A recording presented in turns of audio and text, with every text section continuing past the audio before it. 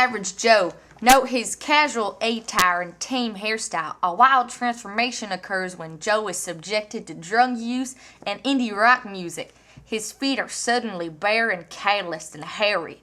Jeans become torn and acid-washed, as well as become flared at the bottom. A wretched stench of sex, alcohol, and cocaine residue surround his body. Tie-dye and fringe vests replace boring t-shirts. The skin, flushed pale with constant use of drugs and alcohol. The eyes become bloodshot and saggy. The hair becomes much more voluminous and protrudes outward in a fro-like shape. Once all these things happen, the transformation is complete. In August 1969, in the midst of the Vietnam War, a new revolution was born. It wasn't like all them other violent and wild protests in the past. Well, it may have been just a little wild. This new and exciting movement was actually a peace movement, the Aquarian Exposition. 3 days of peace and music, or more commonly known as Woodstock. The funny thing is that this large-scale explosion was only intended to be a small gathering in a small town. The musical festival was the brainchild of 4 young men, Michael Lang, John Roberts, Joe Rosenman, and Artie Cornfield. They originally wanted to open a small recording studio together in Woodstock, New York, but the idea evolved into something more, something better. Psychedelic, man!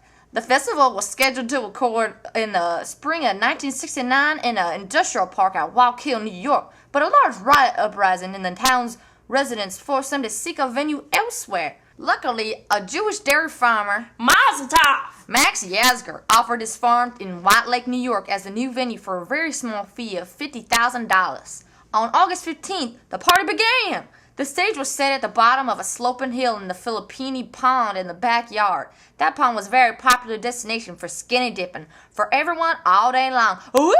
Naked!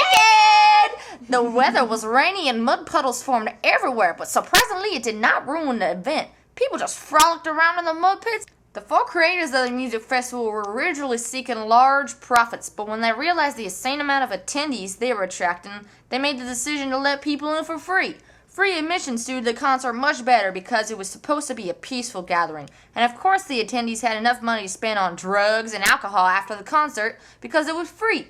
The most popular drug fads were psychedelics such as LSD, peyote, cigar mushrooms. Dance, mushroom dance! Drug use at the concert was casual, accepted, and even encouraged in most cases. It broadened the whole experience and opened the doors to a whole new realm of music possibility.